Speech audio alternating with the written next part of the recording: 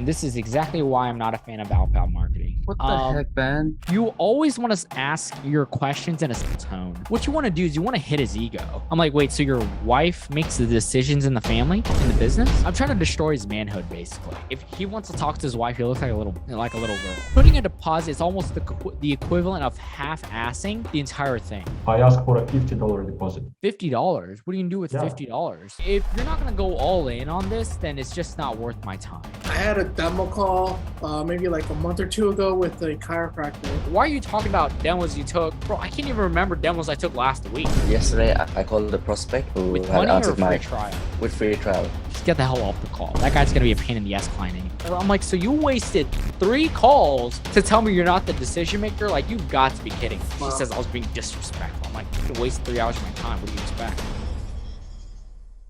Awesome, guys. Let's keep our cameras on. The way I'm going to run this call is my first call. So I'm going to give you guys a quick sort of introduction about myself and why you should potentially listen to me. And if not, you know, it's totally fine. But I like to think after almost 4 years of running an agency, I know a thing or two. Quick context, quick summary. I've been running my agency since I was around 15. I'm 18 now. In that time span, I've been able to scale from 0. And the highest I ever hit was 99.2K per month. And that was all the way in March of this year. And on an average month, we hit anywhere from 60 to around 70K per month. I am the main sales guy. If you guys know who Joe is, I learned a lot from him and dozens of other sales coaches. Let's just say if you get on a call with me and there's something to sell you, I will turn you upside down and shake you for every dollar you got. So the way I like to practice sales is very simple. I like to be very laid back, calm. I like to basically maintain a neutral tone to sales. I don't believe in any of that Grant Cardone or high pressure sales. I'm very, again, laid back. My goal is to get the prospect to, in a way, sell themselves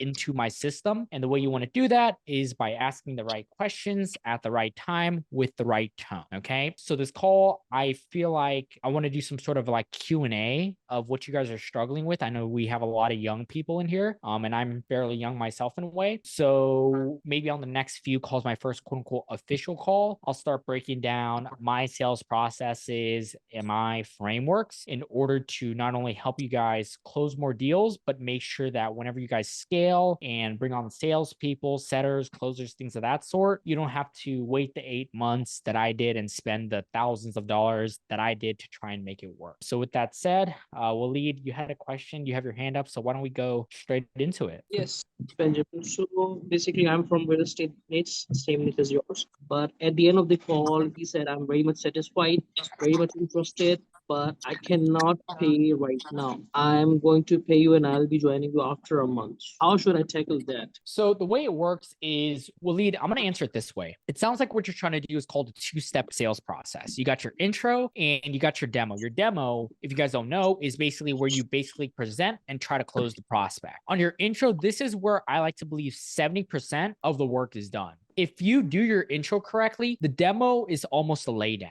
But where most people fail is doing their intro correctly. The way I like to do my intros is pretty straight and forward. I want to understand where they're at right now. Why are they struggling? Why are they on the phone with me? Where they want to be? What's stopping them from getting there? And then really from there, I know if it's worth a demo. It's the goal of a demo is to qualify them and make sure they're a good fit. Once you cross that part and handle a majority of their objections, you can put them through some sort of nurture thing where they look at your testimonials, social proof, things of that sort. And then on your demo call, all you're doing really is presenting your solution in a way where it's tailored to the prospect. Let me give you guys an example. If on the intro, you guys realize that your prospect is struggling with leads because they're cold calling and it doesn't work, and the way it's impacting them is that there's a financial strain and it's been happening for 6 months. What you're going to do on your demo call is you're going to pitch your system and be like, hey, Marques, the way the system works is we're going to get you X amount of leads in X amount of time. And the best part is, since it's paid ad leads, the leads are coming to you for, number one, the intent of it is higher. Number two, it enables you to get a consistent flow of leads, which it sounds like what you're needing based off of our first call. And then here's the timeline to get it up and going. You use the information from your intro call on your demo to basically counteract their pain points and have them handle their own objections. Does that make sense? sense? The intro Yes, call it is does. just to gather information, gather ammo for you on the demo call. That way you can leverage it in a way for them. Does that make sense? Yes, it does. So what's your advice on follow-up? Okay, so he's basically waiting for a deal to close in order to pay you. Is that correct? Yes, yes. He's not having funds right now. He Okay, told me so this. just schedule a follow-up call after that deal closes and have him pay. Cool, cool. Thank you. Thank you, Benjamin. Sweet.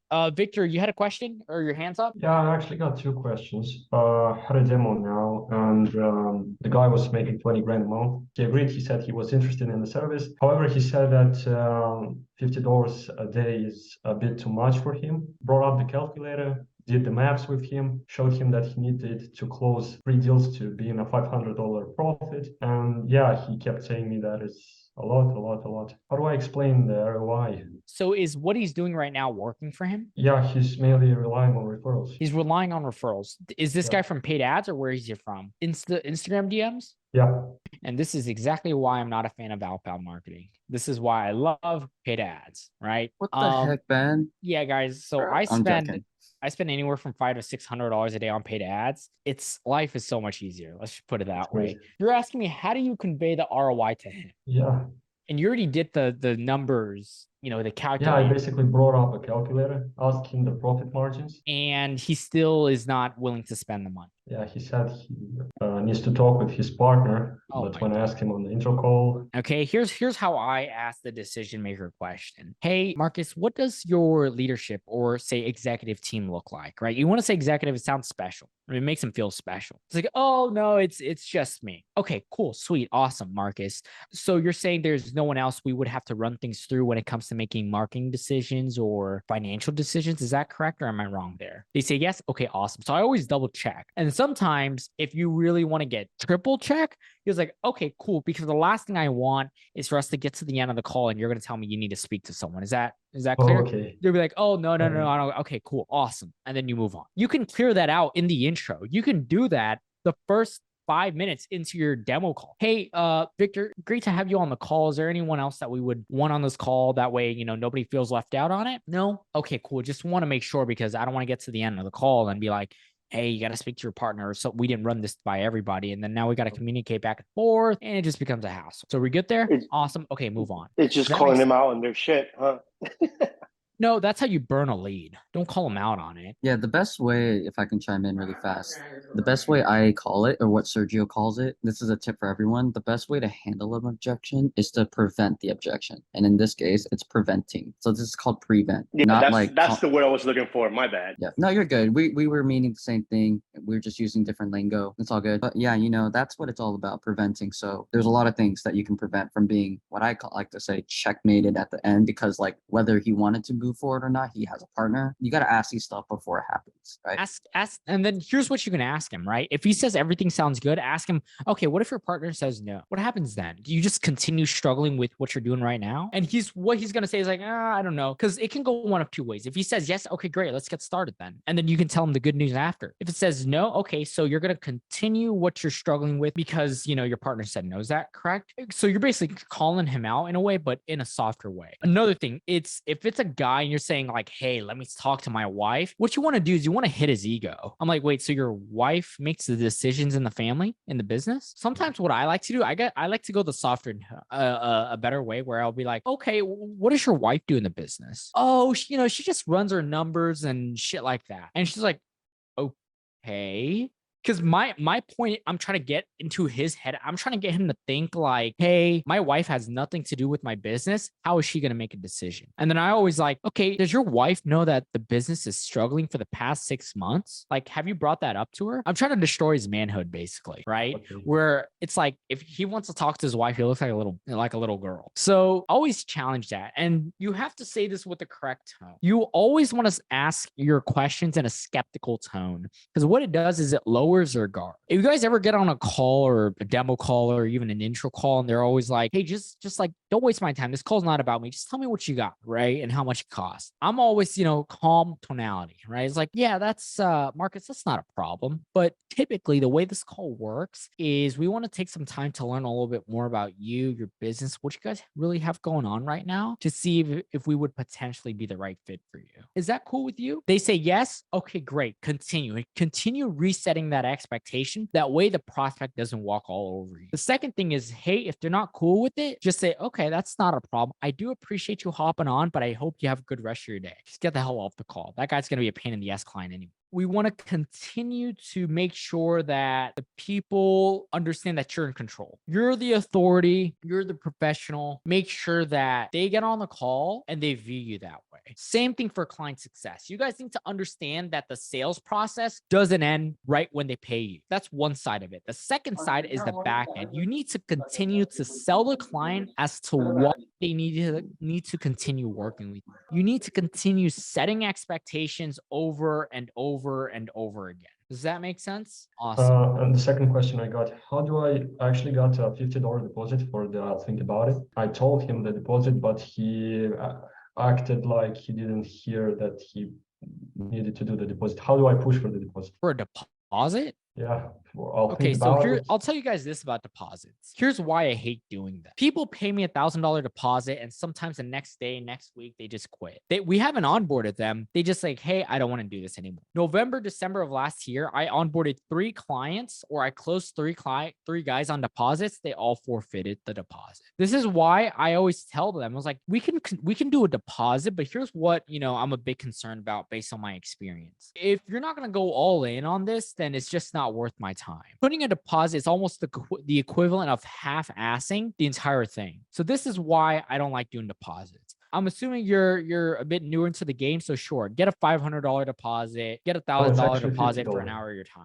It's a $50 for if the prospect says I'll think about it. I ask for a $50 deposit. $50? What do you do with Yeah. $50? That probably doesn't even pay for your appointment costs. If you guys are going to get a deposit, at least get something where it hurts a little bit. For example, I charge $2,500 a month. My deposits can be anywhere from $800 to $1,000. Exactly. You want skin in the game. Half-assing it with $50, it really doesn't matter. If you're going to ask for a deposit, at least ask for something to make it worth your time. You're basically saying for the hour time you spent on that call, it's only worth $50. You might as well quit your agency and go become like an accountant or something. If you're going to get a deposit, get money, get real money that you can be happy about. Nobody gets off a sales call with a prospect and they're like, damn, I'm glad I got $50 out of that. Get something real. Don't get $100. Get $300. Get $500. Get something reasonable to get skin in the game from the guy. When should I schedule the check-in call if he does the deposit? When is he comfortable scheduling? And then can I add something on top of that really fast? I got this from Hunter, who was the head of sales for Agency Lab last year in 2022. It was really brilliant. Yeah, Hunter Hensley. What he taught me was don't say deposit anymore, say down payment, because now you're switching the reason for such investment. The down payment, just like anything in real estate or whatever, right? Even a membership, is not to hold your spot. It is the worst reason nowadays. People know what you mean. They can see right through it. But a down payment, and the way I justify is, hey, you still need to get those clients that you're looking for, XYZ, everything you told me, right? That's what you get. That's what you do on the intro call. Restate what they're saying. I call it sales jujitsu, where essentially you're saying everything that they gave you back. You're throwing it back at them and saying, hey, I don't want to delay this. It just seems like right now timing is a little bit of an issue, but I do not want to be the bottleneck. So why don't we set up everything we can with a down payment of 500 so that we can get things rolling as soon as possible and turn everything on like a light switch so that I'm not a bottleneck. So I'm not playing reactive. So I'm not stopping you from getting those clients when you're ready. Another thing I would add on top of what Marques just said is try and say something correlated to your niche. Make an analogy. For example, if you're in real estate, you need to understand that, for example, whenever someone buys a property, a buyer has to put something down called either a down payment or an EMD, which is an earnest money deposit, proving your commitment, proving your skin in the game. Putting $10 down for a deposit, nobody cares about. So if you're in real estate, as an example, put down something like, hey, think of it as a EMD, right? Earnest money deposit, where you have to put money in the skin in the game to prove that this is something you actually want to do. I personally don't like to make it refundable because they ask like, hey, is this refundable? I'm like, dude, if you're looking for a refund on the deposit, you might as well just not do it at all, right? So now I'm doing a takeaway on that guy. For example, if you're in roofing or some sort of like home services niche, say something like a deposit, right? Just put down a down payment or a deposit just to prove that you actually want to get a roof done. Something like that, just to get commitment, get some skin in the game. Does that make sense to you guys? Victor Feliciano asked, what are we finding out in the intro, where they're at, where they want to be, what else? What do they think is stopping them from achieving their Do they have money to potentially invest in a system? And if so, how much do they have? Ask them if there's any roadblocks that might prevent them from getting started. For example, if you're in real estate, hey, are you waiting for a deal to close before making any investments? And you got to be careful with this one because sometimes you can either screen them to where it's not even worth the demo so you don't waste your time. And other times you're giving them ideas to where now they're thinking like, shoot, I might have something that coming up, and then it blows the entire deal. So you got to be careful with that sort of questioning. Yesterday, I called the prospect who With had money or answered free trial? with free trial, and then we talked over the phone, and this was my first intro call, but I was struggling to establish authority. He was the one who was leading the conversation. Okay. What can I do to prevent that? You can reset the expectation on the call. Here's what I mean. If the guy is appearing to be the authority, then basically state the agenda of the call, which is setting expectations basically. At the beginning of every call you want to get on, hey, Sean, appreciate you hopping on. The way I run this call is pretty simple and straightforward. Just want to learn a little bit more about you, your business, what you guys got going on right now to see how we can potentially serve you. Sound cool? Awesome. Great. So with your lead generation, what are you guys primarily doing right now? And then you just go on. You say, oh, I do cold calling. Great. How's that going for you? It sucks. How long has that been the case? When it comes to doing your discovery process, where I see most agency owners fail and why they suck at sales is they're asking surface level questions. What are you doing right now? Cold calling, cool. How's it working? Oh, it sucks. Awesome. Next question. Where do you want to be in the next 6 months? 100K a month? Okay, cool. What are you struggling with? Leads? Okay, cool. Here's our demo. That's exactly why half of you guys in this call are probably not closing deals. What you want to do is you want to probe and clarify. You ask a prospect, hey, what are they doing right now? Right? Oh, I'm doing cold calling. How's that been working for you? Sucks? Okay. Why do you think it sucks? Or why do you say it sucks? What do you mean by that? Why does it suck to you? Oh, I'm just not getting any leads.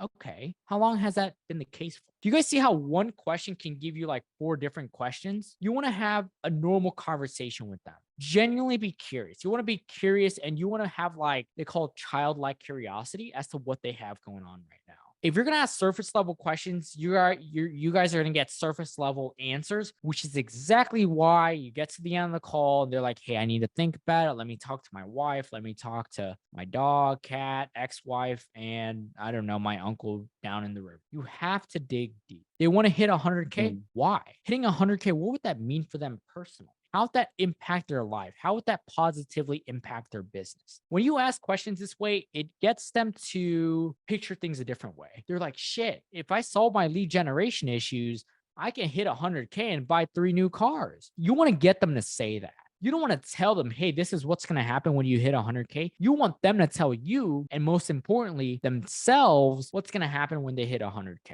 How is it going to change your life? Ask them, what do you think is stopping them? Oh, I just haven't found that right lead generation company. So prospect, what does that right lead generation company look like to you where you would be like, hey, I definitely want to work with them. And now guess what? They're telling you exactly what they want to hear. And all you have to do is write it down and add it onto your pitch. That's it. Oh, you want results? You want a guarantee? You want this? You want that? Awesome. Okay. Do you want anything else?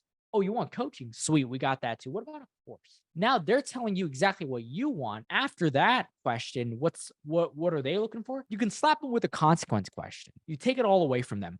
Prospect, we establish that you're at 1, 2, 3 right now, and you want to achieve X, Y, and Z. And if I'm correct, the biggest thing that's stopping you is this, and that. Have you thought about what would happen if you weren't able to solve this lead generation issue of yours and the problem gets even worse? That's the equivalent of me asking you guys before joining Agency Lab. You guys want to scale your agencies that way you can quit, not go to college or whatever. What happens if you don't find that coaching program to scale your agency? What's going to happen? Oh, you're going to go to college? Oh, your mom's going to be correct that you couldn't make it?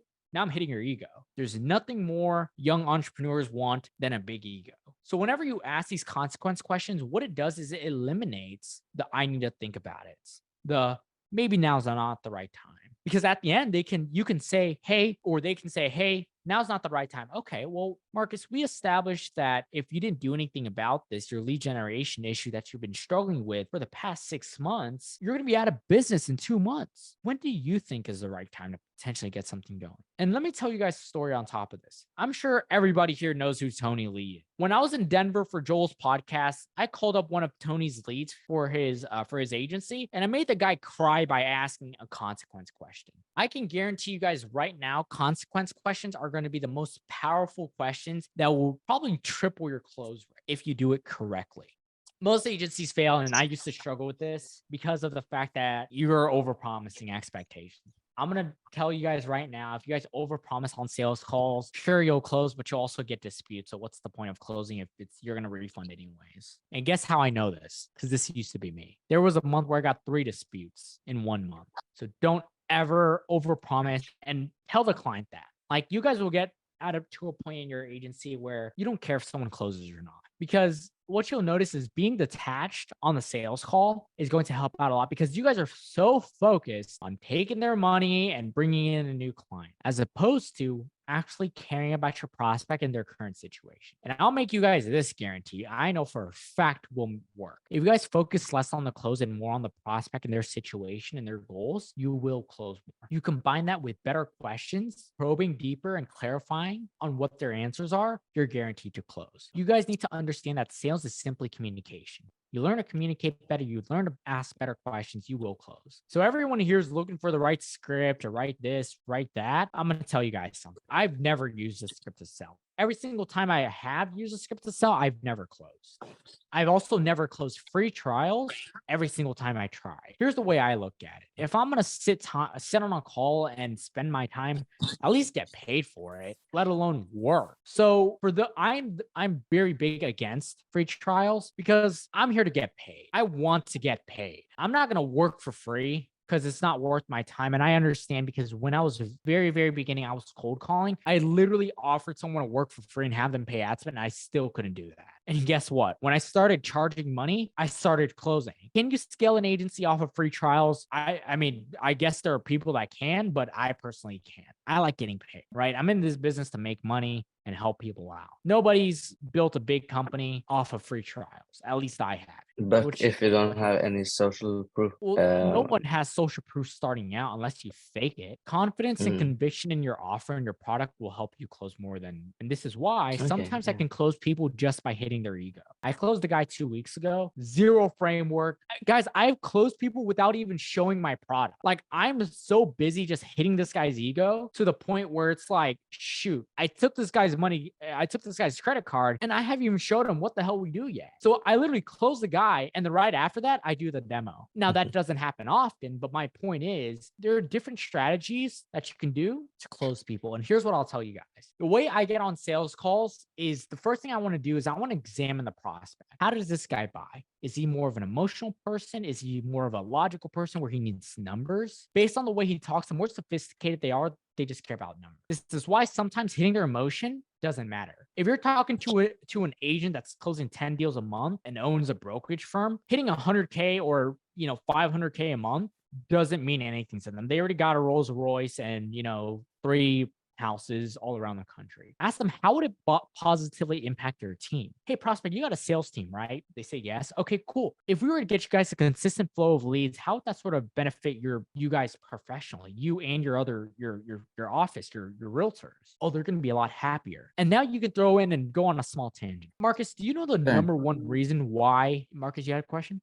This was a good suggestion from someone in the Zoom chat, and I was like, yo, I gotta see if we can do this. All right, I know Victor, Sean, here, you guys have your hands up. I was wondering if it's okay if, Ben, you want to do a role play of an intro call with someone here and actually show how you take it. You want to do that? Yeah, I suggested it because that's that's key in sales, man. I used to be in sales and car sales, so role playing will always help everybody with sales. I won't do it. I want someone to experience it as the prospect. So who wants to be the prospect and Ben be the agency? I can do it. Yeah, whoever. I think we all want to. Yeah.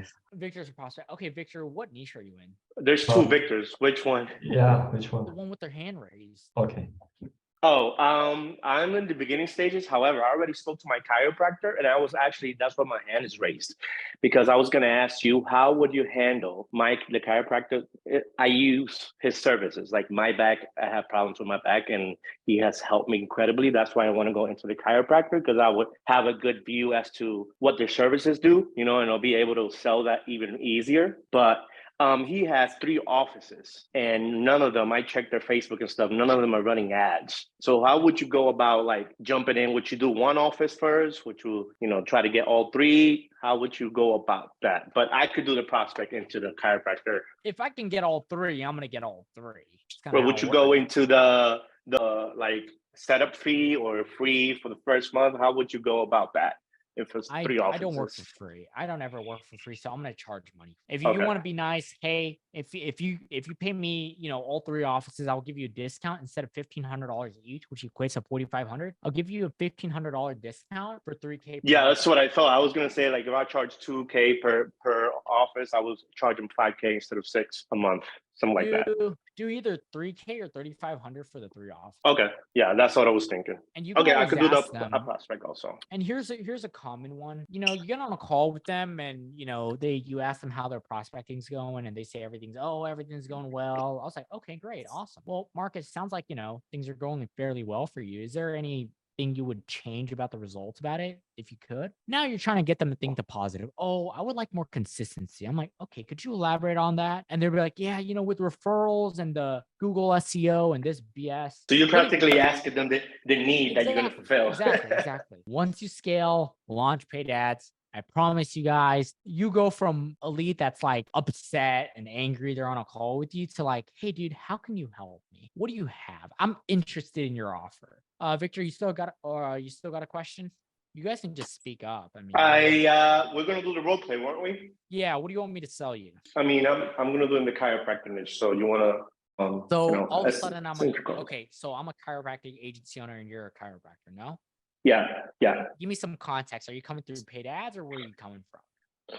Well, this is actually my chiropractor per se. Like I literally use his service. So I spoke to him already about it. Sweet. So I just got to the intro call, and he's interested. He gave me his personal number, and I asked him also if he had anybody else making decisions, and he said no. So I already took like 3 steps ahead without even knowing what to do, bro. Okay, easy. You already have trust and rapport with this guy, which is awesome. And you're already paying customers. So now he wants some sort of reciprocity. Here's how I would go about it. Out of nowhere, when you're getting adjusted by him, ask him, hey, Victor, how are you guys currently getting more patients right now? It's just through referrals? Okay. Okay, you're supposed to answer. Never mind. Hey, Dr. Victor. Yeah, referrals, and I just like regular sign marketing and word of mouth, practically. Awesome. Okay, how's that been working for you guys? Good or no? It's been going well, but I think the office down in the next town would need some more help. Gotcha. So you have another office in XYZ town, and it's not performing the way you like it to be? Exactly. I have 3 offices actually, and Nice. this one I think will be the most that I need help with. I think it's the last one I started. Okay, and why do you think it's not performing? I don't know. I've been doing the same thing for the other 2 offices. I mean, I've been in business for a long time, for years. So I've been doing the same exact thing, and I don't know. Maybe it's the town. I don't have any. I don't know why it's not working this time. So how are people sort of noticing, or how are you putting yourselves out there in front of, potential patients to come into the office and get adjusted by you guys? Well, I literally have seen their signs on the street, like big signs with their number. It just says chiropractic work, and it has a huge number. So I'm guessing that's one of their ways of marketing, of course, but at least on Facebook, they don't have any kind of ads. So I'm going to say, those are signs and referrals. Well, why do you want to, what's piqued your interest about Facebook ads? Why do you want to do Facebook ads? Well, I actually was the one that spoke to him about it, and he said he's never done it before. So I think he doesn't know if he's interested or not. He doesn't know the ROI on it. But I'm going to say, I've heard that I could get more clients. I don't know how it works though. I'm not a tech guy. I've never actually worked into that. Of course. I mean, you're a chiropractor, not a marketer. And that's what, we come in and do. Mhm. Do you feel like, Facebook ads is really what it is you need, or even say an online presence is really what you need to scale your clinic? I imagine mostly everybody is in the internet, and I've seen other people's signs like ads on the Facebook. So I'm thinking it works. I just never got around to having time of making any kind of ads. Okay. And why do you feel like right now is really the right time to look into Facebook ad marketing or online marketing? Well, like I said, I want to scale my third office. So I want to see if that will actually be the help that I need to, actually even scale into more offices, probably. And, trying something new, because if you do the same thing and get the same results, Gotcha. it's Yep. probably going to That's try the something new. awesome. Awesome. Okay. And Victor or Dr. Victor, if you feel like, if you find that right agency to really, or growth company to really help you scale through Facebook marketing, when do you feel like would be the right time to sort of get on with that? Well, like I said, I don't know how it works. No It problem. depends on how much it costs. I don't know what it costs. If you could tell me the cost of this, look like how much it would be, so I could make a decision, because I really don't know what price it would be for that. Gotcha. And pricing is obviously a very important factor for you. In regards to your budget, what do you guys have set aside for, say, your marketing? What does your marketing budget look like? Well, I know you're asking me a lot of questions. Could you just tell me like how much it is so I can know what kind of And like guys, this is use? exactly why I hate outbound leads. I'm just joking. That's why I did it on purpose also. Yeah, I know. I was giving it too easy for you, too much You control. said And I said had no what? control. What was your question? I said, can you just tell me how much it is so I can know what range, what budget I could have for Yeah, of this? course. Of course. We have some chiropractor or some, partners that spend anywhere from 3 to 4K a month. And then we also have some chiropractors spending $15,000-$20,000 per month in marketing. And again, Victor, the way this call Wow. typically works is that I want to learn a little bit more about you to see if we can even help you. And then from there, me and my team, we can come up with a solid roadmap, a solid plan to really help you get there. Does that make sense? Yeah, but it sounds like a lot of money. Like I didn't think it was gonna be that much. Of course. And, there's obviously cheaper options out there. I know we have a few other competitors out there that, if you're looking to save money on and, results is not too important for you, I can definitely point you their way. Or if you want to continue relying on referrals, because if I'm not mistaken, you've been struggling with this chiropractic clinic for how long now? It's been open for 6 months. 6 months, you said? Yeah. Does that bother you in any way? Well, like I said, I have 2 other offices, so maybe it is splitting my time in between all 3 of them. But I've been trying to do my best to split in all 3 of them, so I don't know what's going on. But I'm trying to see what sticks and what works. But that's a lot of money you're talking about. I don't know if I have the budget for that. It's not a problem, man. Not a problem. I mean, if budget's an issue, I mean, we can probably revisit in another 6 months. Would you think that's fair? Well, like, how would you, damn, I forgot what I was going to say. No, because here's what's going to happen. Here's what's going to happen, Victor. Just pause the role play real quick. You're going to say, yeah, let's follow up in 6 months. I'm going to go back and you said, wait, so you No, I was going to say, how does it know it's going to work? and you waited another 6 months. Might as well go out of business. How do I Say know that one it's more time? going to work though? How do I know it's going to work? Or here's why you won't ask that question, right? Because I haven't even given you a demo yet. So you don't even know what I'm offering. So you can't really ask that question yet. You ask that question after I've given you a demo of the system and how it works. Right now, I'm still in the intro discovery phase. So whoever set that question, it's a little too early for that. But all right, how if I do pay you the $3,500, how this process, how long would it take for me to get leads and results? Well, I'll answer that in 2 ways, Victor. First things first is, can you pay that $3,500? I've had to check. I have to check. My what I'm doing is I'm stuff. financially qualifying him, guys, Right, because I'm not gonna go through and be like, yeah, you're gonna get X leads and this and that. Oh, but the budget's not there. I'm like, okay, great. So do you have the money? If not, like, I'm not gonna waste your time. Yeah, that's very good. So Victor, do you have that budget or not really? If not, I mean, we can potentially follow up or circle back in 6 months if you're still in business and discuss if it would still make sense to get something going. I mean, if you show me it's worth the sacrifice, I think I could manage paying that. Are you sure? Are you sure? Because Victor, I don't want to put you in a financial burden here. And what I'm doing right here, guys, is a takeaway. I'm playing hard to get with him, basically. Exactly what Siam said. like, Victor, are you sure you wanna, or I already forgot what I said, but are you sure that following up within 6 months is not such a bad idea? If you're still in business, hopefully. Yeah, I think I could. Well, like I said, if you show me it's worth the sacrifice, I will pay the $3,500. And this is me. This is why I go on tangents and why I like to think I'm good at sales, guys. Victor, it's not about, can I be transparent real quick, Victor? Yeah, sure. It's, I've been doing this for a while now, and it's really not me that believes in this, needs to believe in the system, because obviously this is my product. It's Victor, it's whether or not you believe that what I have in place, me and my company, is really the right fit for you. I believe in my system and my product. It just really comes down to whether you believe in my system or product. Is that? Yeah, definitely.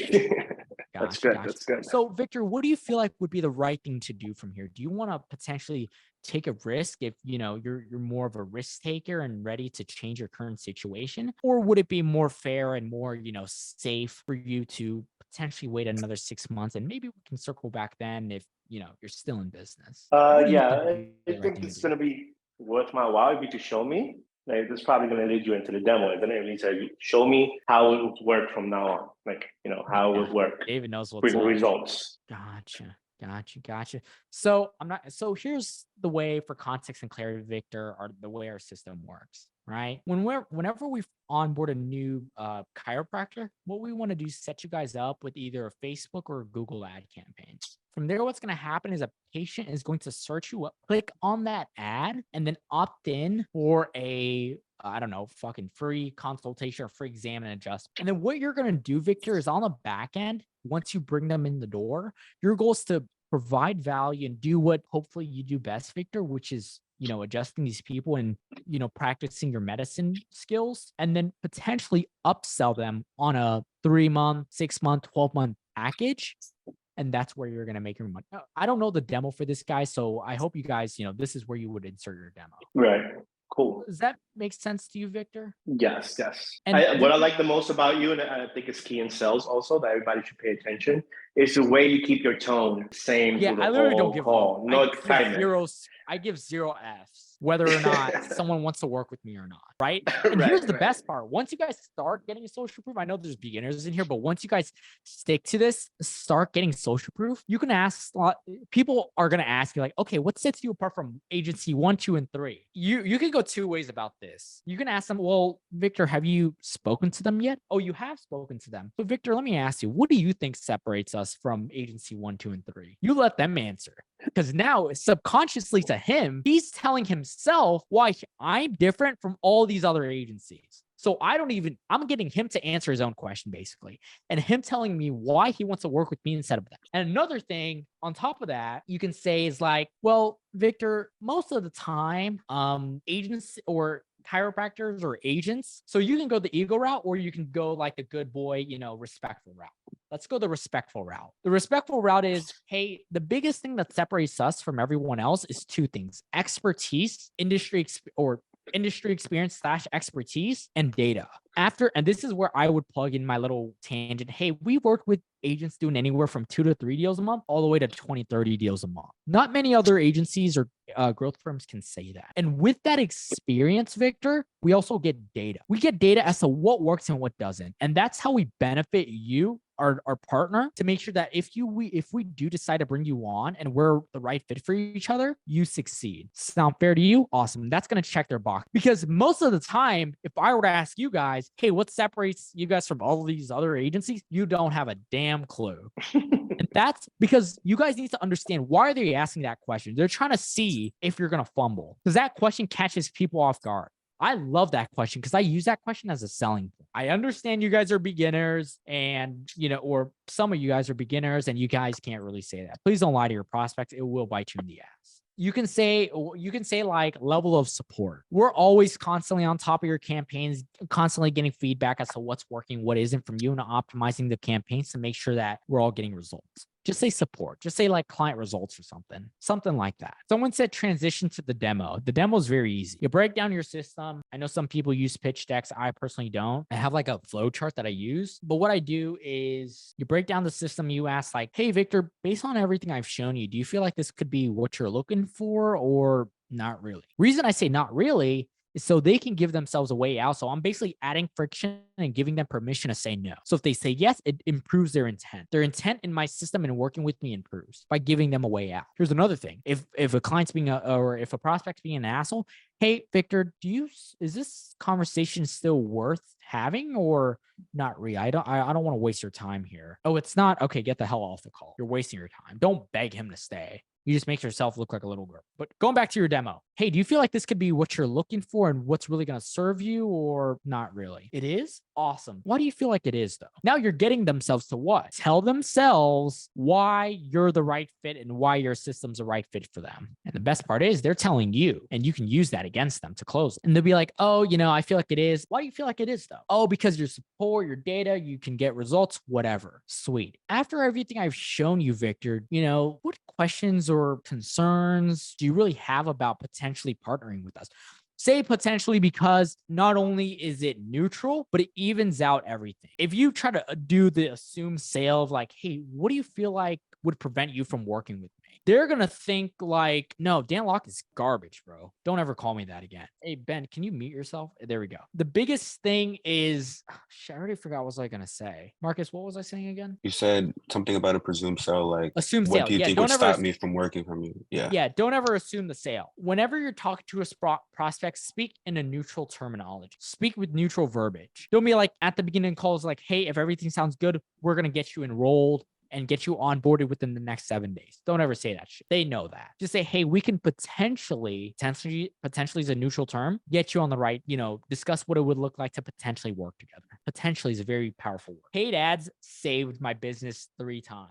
Every single month that I was about to go out, literally down to my last client or go negative, all you got to do, spend money on paid ads and you start cranking those deals. That's why I love paid ads. Ben Botello, what do you got for me, brother? Hey man, so real quick, I had a demo call maybe like a month or 2 ago with a chiropractor, and he was very interested in what I showed him. But the problem is he wasn't the owner. He's not the owner? He wasn't the owner, but he was like, I like everything I see, but I'm gonna show this to the owner. I'm like, okay. But then he's like, I like everything, man, but they said that they don't want to move forward right now, but you can follow up with us in a couple of months. So I was wondering, how should I go about? Bro, I made this mistake. Trust me. There was this one chick that I was talking to. Her name was Carla. Dude, I literally got the verbal commitment and everything from her. She gets to the end, is like, yeah, let me talk to my partner and get his decision. I'm like, wait, so you're not the decision maker? Oh no, my partner. I'm like, so you wasted fucking 3 calls, 3 of my hours to tell me you're not the decision maker? Like, you've got to be kidding. I was so pissed. I hard closed her and I ended up burning the lead because, she blocked me and everything because, she says I was being disrespectful. I'm like, fucking wasted 3 hours of my time. What do you expect? Why are you talking about demos you took? Bro, I can't even remember demos I took last week. Sometimes I don't even remember the name of the clients that I closed last week. How do you remember a demo you did 3 months ago? What you guys will realize is the more reps you do, you'll close. Like if you take 100 calls without closing one person, then you have a sales issue. Trust me, I was that person. I thought having a 5% close rate was good when I started. And biggest reason is I didn't have reps. You just need reps. You just need to speak to people. And I promise, no, dude, I'm 18. I started when I was 15. No, I don't have a sales background. I mean, unless you can sell cars at 15, but yeah, high school. Yeah, you're selling your teachers why they should give you better grades. I was like, hey, you should like give me a better grade. Like, do you want me to fail? Like, you don't want that, do you? Like, your record would suck. You don't want that. So why don't you just bump my grade to like an 80? That way, that way we're all happy. And like, what's the worst that's going to happen? Integrity. Come on. You're watching YouTube during our classes. Talk about integrity. But anyways, yeah, that's all I got for today. Follow me on Instagram, questions there. And if you guys got any value, please give me a shout out in the group. And hopefully we can get more people on next time. My goal is to get 40 to 50 people on one of these calls. Marcus, Thank you, Ben. Thanks, Ben. Yeah. Thank you, Ben. Peace, y'all. Peace.